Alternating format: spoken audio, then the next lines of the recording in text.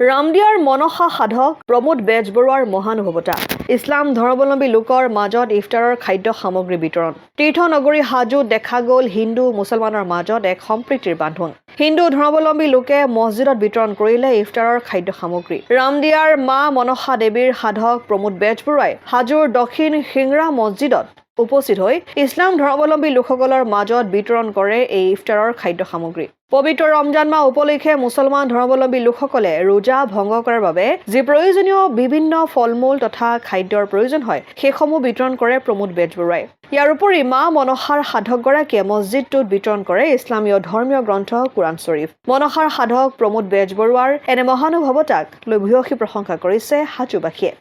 বিশেষকৈ মই সনাতন ধৰ্মত কাকো হিংসা কৰিব মানা কৰিছে সকলো ধৰ্মক সন্মান কৰিব দিছে আৰু মই এইবেলি নহয় মই প্ৰতি বছৰে যাওঁ প্ৰথম মই কিন্তু আমাৰ অঞ্চলত খানকা এখন আছে মিলপাৰাত মই খানকাত প্ৰথম ৰজাৰ দিনে মই খানকাত ইফতাৰৰ যোগাৰখিনি লৈ যাওঁ তাৰপিছত এনেকৈ মই 50টা মছজিদত প্ৰতি বছৰে যাওঁ মই বুজি নাপাওঁ কথা হ'ল কি তেখেতসকলে এটা ভাল যিটো ইছলাম ধৰ্ম পবিত্ৰ ধৰ্ম পালন কৰিছে ৰজা ৰাখিছে ৰজা সন্মান কৰাটো আমাৰ কৰ্তব্য ৰজা নাৰাখিলেহে ইছলাম হৈ ৰজা নাৰাখিলেহে বেয়া ৰজা নাৰাখিলে তেওঁক ভাল নাপাওঁ চিধা কৈছো আৰু যে ৰজাক আমি সন্মান কৰোঁ পবিত্ৰ ইছলাম ধৰ্মত তেখেতসকলে একমাহ ব্ৰত পালে এই একমাহ ব্ৰত যাতে ভালকৈ পালিব পাৰে আমাৰ নিচিনা আমি সনাতন ধৰ্মত থাকি বা মই এজন সাধনা কৰা হিচাপেও তেখেতসকলক যদি অলপ সন্মান কৰোঁ নিশ্চয় তেখেতসকলে আমাৰ ধৰ্মৰ প্ৰতি তেখেতলোকৰ আস্থাৰ বিশ্বাস যিটো সন্মান তেখেতসকলেও কৰিব গতিকে আমি ধৰ্মক লৈ ইটোৱে সিটোৱে হিংসা নিন্দা কৰাটো এইটো কোনো কথা নহয় গতিকে সকলোৱে মিলি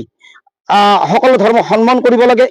সকলো ধৰ্মক সন্মান কৰিলেহে নিজৰ ধৰ্মটোৰ যিটো এটা সন্মান বাঢ়ি যায় যদি আমি আনৰ ধৰ্মকে সন্মান কৰিব নোৱাৰো নিজে কি ধৰ্ম পালন কৰিম গতিকে মই আগতে কৈছো নহয় মই হিন্দু নহয় মুছলমান এই ভাৰতত মই জন্ম হৈছো ভাৰতীয় সন্তান কোন হেৰা হিন্দু কোন মুছলমান সকলোৰে তেজৰ একে ৰং নহয় মই হিন্দু নহয় মুছলমান সকলে এক আল্লাহ বা ঈশ্বৰৰ সন্তান এইটো ভাবিয়ে মই মছজিদে মন্দিৰে গীৰ্জাই মই চবতে যাওঁ মই যাওঁ কিয় সকলে আমাৰ আদৰ্শটো সকলোৱে লওক আমাৰ আদৰ্শটো যেতিয়া ল'ব কিছুমান ৰাজনীতিৰ নেতাই আমাৰ মাজত বিষ বাষ্প বিয়পাই দিয়ে যাতে এই বিষ বাষ্পটো আমাৰ জনসাধাৰণৰ পৰা বিয়পাব নোৱাৰে আমি শান্তি সম্প্ৰীতিৰ বাণী আজি এখেতসকলে হাজো সমষ্টিত আছিলে এতিয়া ৰঙিয়া সমষ্টি পৰিছে মই আজি ৰঙিয়া সমষ্টিৰ ইয়াতে আহি দক্ষিণ সিংৰাৰ যিটো মছজিদ মই আহি নিশ্চয় আনন্দিত হৈছো আজি আমাৰ ইছলাম ধৰ্মী ভাইসকলক লগ পাইছো আজি ইফতাৰ যোগান কোৰাণ শ্বৰীফৰ পৰা টুপিখিনি মই পানীৰ পৰা এইখিনি লৈ আহিছো যাতে ভৱিষ্যতে এনেকৈ আহিব পাৰোঁ মই এখেতসকলৰ পৰা মই এটা আশীৰ্বাদ লৈছোঁ যাতে মোক তাৰমানে কি তেখেতসকলক মই বেলেগ নিবিচাৰোঁ তেখেতসকলৰ পৰা এটাই বিচাৰিম যাতে মোৰ শৰীৰটো ভালে থাকে ৰাইজৰ মাজত যাতে সদায় আহি শান্তি সম্প্ৰীতিৰ বাণী বিয়পাব পাৰোঁ মোক সেইটোৱে লাগে সেই উদ্দেশ্যৰে মই ইয়াত আহিছোঁ আজি কি সামগ্ৰী যোগান ধৰিছে আজি ধৰি লওক প্ৰথম কথা কি ৰজাৰ মাহত যে খেজুৰ নহ'লে মানে পানী নহ'লেও খেজুৰ লাগে মই অলপ খেজুৰ আনিছোঁ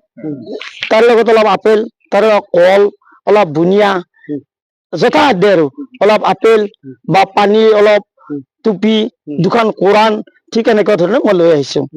আৰু ভৱিষ্যতে আপুনি আজি যি যথাসাধ্য আনিছোঁ এনেকৈ অহাকালিও প্ৰগ্ৰেম লৈছোঁ এজন ধৰ্মগুৰু হয় মছজিদত আপুনি কোৰাণ বিলাইছে হয় চাওক ইয়াৰ আগতে মই 500তকৈ অধিক কোৰাণ শ্বৰীফ মই বিতৰণ কৰিছোঁ 500তকৈ অধিক নিয়ামুল কোৰাণ বিতৰণ কৰিছোঁ 30 পেৰা কোৰাণ শ্বৰীফ শ্ৰী কোৰাণ শ্বৰীফ মঈনুদ্দিন চিস্তিয়া তাজ কাতুল আম্বিয়া নিয়ামুল কোৰাণ দীক্ষা সিন্ধু বেদ পুৰাণ আল্লাহ হযৰত মুহাম্মদ এনেকুৱা ধৰণৰ কিতাপ মই প্ৰায় 2,500ৰ ওপৰত মই বিতৰণ কৰিছোঁ মোৰ এইটো তাৰমানে এটা কথা কি ধৰ্মৰ বাণীহে তাত কিহৰ বাণী আছে আল্লাহ ঈশ্বৰ একেই আল্লাহ কাক কৈছে আল্লাহ নেদেখাত আছে ওচৰত আছে যিজনক ওচৰত থাকি আমি বিচাৰি নাপাওঁ আমি সেই বিচৰা বাণীটো যদি কি কোৰাণ বা কি ভাগৱত গীতাৰ মাজত আমি বিচাৰি পাওঁ তেনেকুৱা বস্তুহে মই ইয়াতে লৈ আহিছোঁ সেইখিনিৰ কাৰণে আহিছোঁ মই সালাম দিছোঁ আসসালামু আলাইকুম ওয়ালাইকুম সালাম আজি আমাৰ এখেতে ৰাসুদু ৰামদিয়াৰ পৰা আহি আমাক যি ইফতাৰ সামগ্ৰী দিলে আমি খুবেই আনন্দিত আপোনালোকে চাওক ভাবি চাওক আমাৰ এই হাজো সমষ্টি আচলতে আগতে আমাৰ হাজো সমষ্টি আছিলে হাজো এৰিয়া আমি এতিয়াও হাজো আমি গৌৰৱ কৰোঁ যি সময়ত সমষ্টি ৰঙিয়া হ'ল এতিয়া যি সময়ত আপোনালোকে বিশ্বত হিন্দু মুছলমান লৈ মাৰামাৰি কাটাকাটি কিছুমান জেগাত শুক্ৰবাৰে জুম্মাৰ নামাজ পঢ়িব নিদিয়ে কিছুমান জেগাত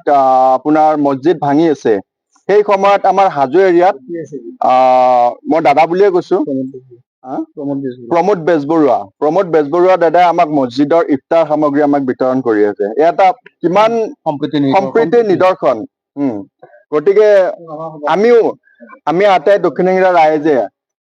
সন্ধিয়া মগৰিবৰ আগে আগে যি ইফতাৰ কৰো, তেখেতে দিয়া ইফতাৰ খাই পেলাই আজি আমি ৰোজা ভাঙিম। তো আমি তেখেতৰ কাৰণে ইনশাআল্লাহ দোৱা কৰিম, তেখেতৰ সুদীৰ্ঘ আয়ুস কামনা কৰি ভৱিষ্যতে যাতে তেখেতে এনেকে ভাল আদৰ্শ সমাজৰ আগত দাঙি ধৰিব পাৰে, তাৰ কাৰণে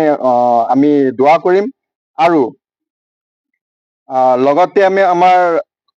আমাৰ যি হিন্দু মুছলমানৰ যি সম্প্ৰীতি তেখেতে দাঙি ধৰিলে, তেখেতৰ পৰা আমি শিকিব লাগে। আমি বুলিয়ে নহয়, আমাৰ গোটেই ভাৰতবৰ্ষৰ গোটেই অসমৰ সকলোৱে আমি শিকিব লাগে। এইখিনিয়ে আৰু। শ্ৰদ্ধাৰ প্ৰমোদ বেজবৰুৱা ডাঙৰীয়া, তেখেতে আহি আমাৰ দক্ষিণ হিংৰা মছজিদত যিখিনি আমাৰ ইফতাৰৰ যোগান ধৰিলে, আমি সঁচাকৈ তেখেতৰ এই আদৰ্শক প্ৰশংসনীয়। গতিকে ভৱিষ্যতেও তেখেতে আমাৰ ইয়াত আহি আমাক যেন এইবিলাক উৎসাহ উদ্দীপনা জনায়। আচলতে সৃষ্টিকৰ্তাটো এজনেই। আমি ভাবোঁ যে এওঁ হিন্দু, এওঁ মুছলমান, এই ভেদাভেদবিলাক আমি আচলতে সমাজত এতিয়া বহুত বীজ ৰোপণে হৈছে এইবিলাকত, কিন্তু আমি হ'লে এইবিলাকত আজিলৈকে কৰা দেখা নাই আৰু আমি নকৰোঁ। কিন্তু